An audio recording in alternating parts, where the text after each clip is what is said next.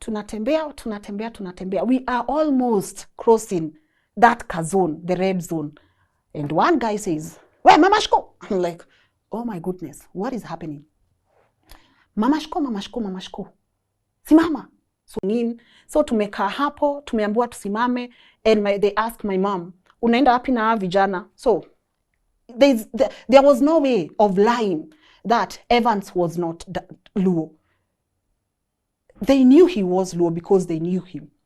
So they tried talking to him in Kikuyu, and he doesn't talk back.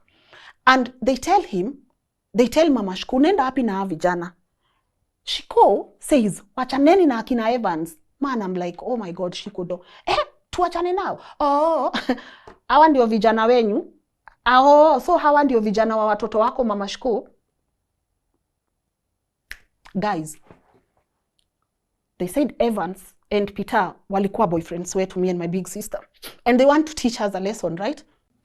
I want to give you a story. And this is very personal for me.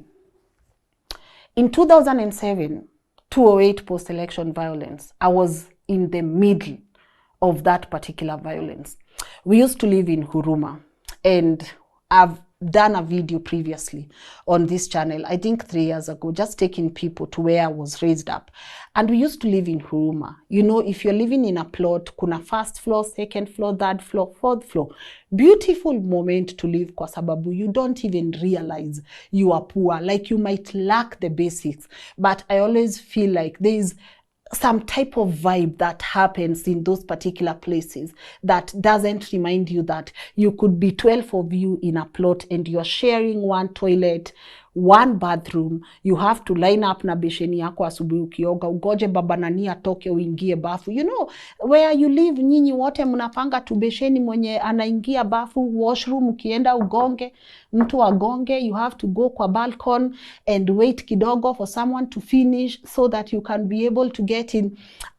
I lived in Huruma, and where I lived was between Mathare and Huruma. There is a river there. So those who are familiar with the estate, there is ghetto that side, and then there are few plots this side. So I lived there for a long time, since I was in primary. I think we lived there for 5 or more years. Then of course, tuka-upgrade, tukasonga hapo juu. So we went into like a 1-bedroom, whatever. So that's where, before we got into that 1-bedroom, we stayed in a single room for like, I think 2 or 3 years. And I was in high school then. And one of the highlights in this particular living was a friend of mine. I have not seen him for forever. And I always say, even wherever you are, hit your girl up. Like I would love to know what turned out. Like, how did life turn out for you? So akina Ivan so used to live by the stairs, as we used to live uko kwa kona. And the way I said I'm Kikuyu, Evans and his brothers, they had 3 brothers and 1 sister, Irene. So akina Evans so were Luos. But can you believe, and this is the irony of it all, we never knew. We could see some pettiness with our parents, the Gen X, but for us, imagine, you know, that kind of environment where you live, munaenda kwa kina mtu, wanapika mnakula huko, ama senye lunch iko karibu mnafukuzwa, niendeni sisi tukule. Like, we used to live in this beautiful, beautiful lifestyle, and we had no idea. This is before 2007. We had no idea that you are Kikuyu and you are Luo, and we had beautiful moments together. Evan So is who introduced me to all my hip-hop tracks. Evan So introduced me to these people. He had a Walkman, and he used to give me, and I would sit kwa balcony, and I would just listen to, you know, Akina Nas, you know, their album Stillmatic. And I loved these moments, by the way. Like, you would anticipate closing school so that you go chill na ma friends wako kwa esto. Like, you get it. This life was beautiful. Like, I miss this particular life. So, in 2007, I just finished high school. So, you're chilling. Of course, you don't know what you're supposed to do with your life. Akina Ivan so wako hapo.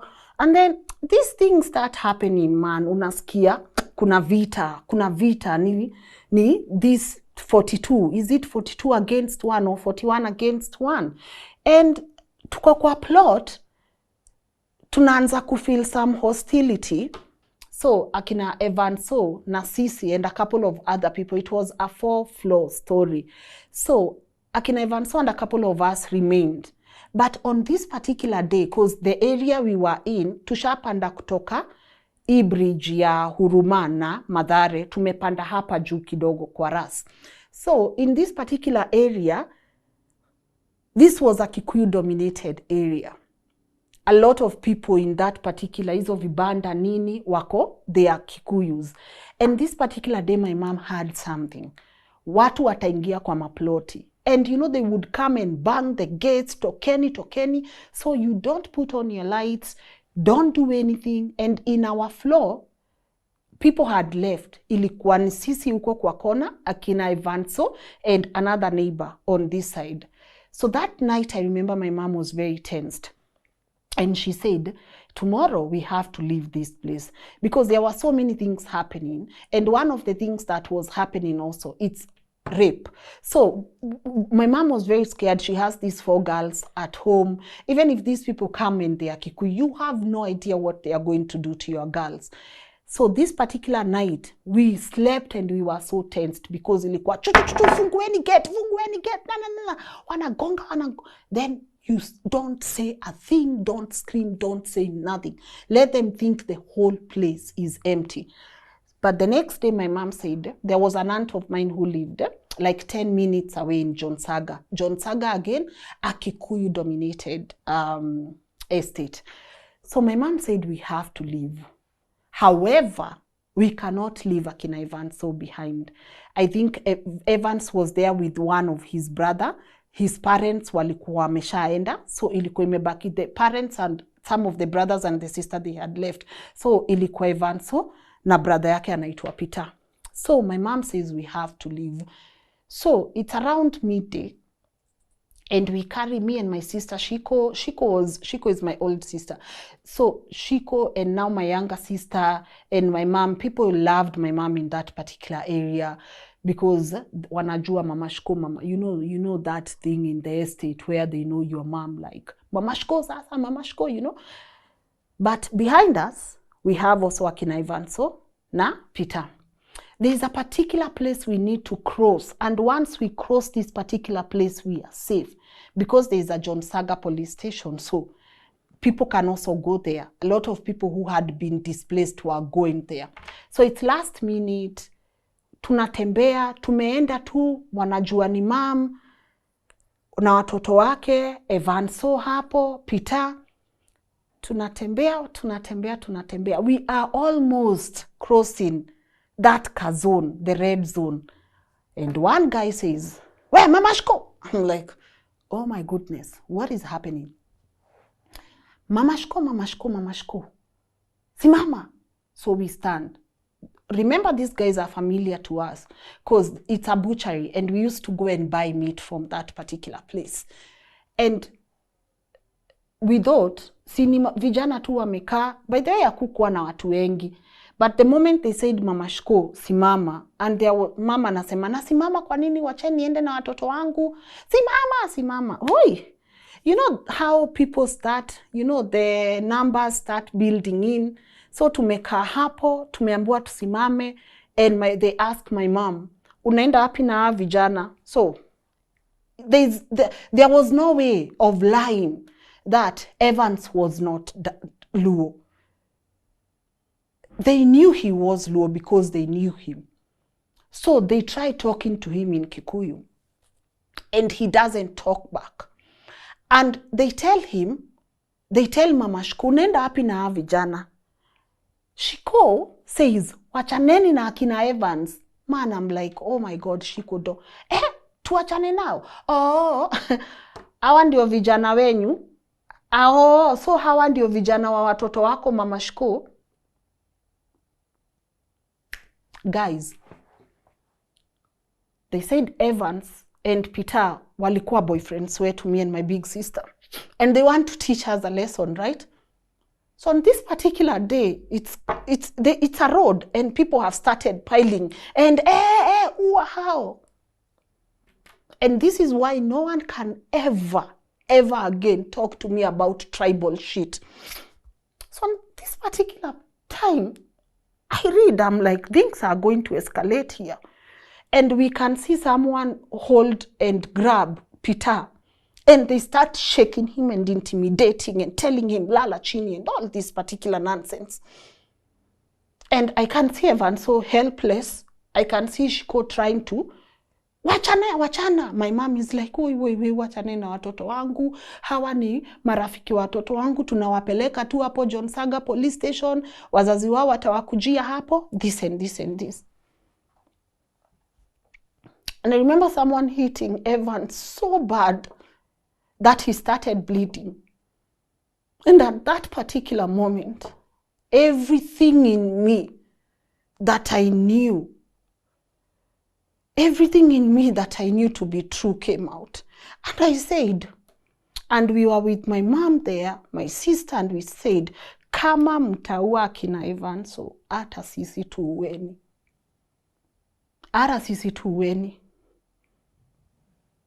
And at this point, I'm like, Evans, Peter, read the room. They're not going to kill me, these guys.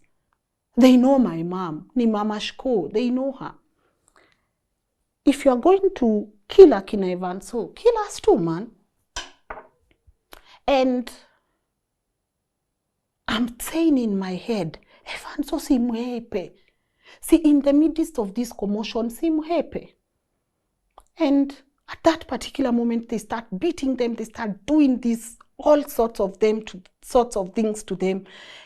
And luckily, they read the room. And Evan saw peñas. Unfortunately, when Peter tried, he lost his hand. Sure, done. Went holding the piece like this. And that image will never leave my mind. He went running, and there was a Rasta guy, Ras. He had a movie shop. Because now the tension is really bad. And Ras comes and says, wachaneni na Mama Shko. There was respect for anyone who had locks, and people loved, he had a movie theater. He was what? People loved him, and he said, wachaneni na Mama Shko. And ile mbio tulitoka hiyo place to get to my aunt's place. Ile mbio tulitoka. Naona Fansuko amekimbia.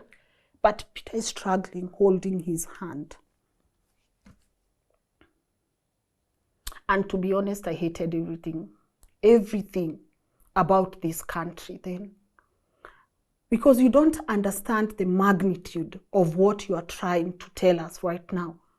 And you may never understand unless you lived it.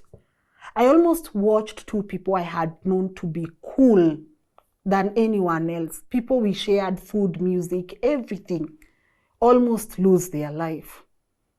Of course, Peter went, got him to the hospital, got them a few days after. They were the IDPs and everything. They were picked. They were wakapatana na wazazi.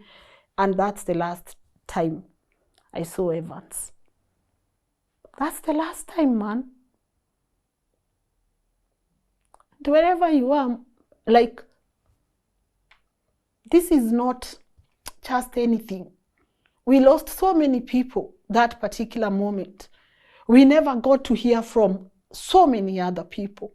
So many people died. I don't have to sit here and remind you why you can't talk about this nonsense. Why you can't talk about this tribal nonsense. And I see where this is going. And I see this is being used to divide us as a nation. But if you lived or you witnessed, or for people who are not born then, you've had someone talk to you about the 207, 208 PV, you know you wouldn't want us to go back there. So when you call me tribal, I'm going to remind you one thing. In particular as Lynn Ngugi, I would rather lose this platform than have a debate on whether I'm tribal or not.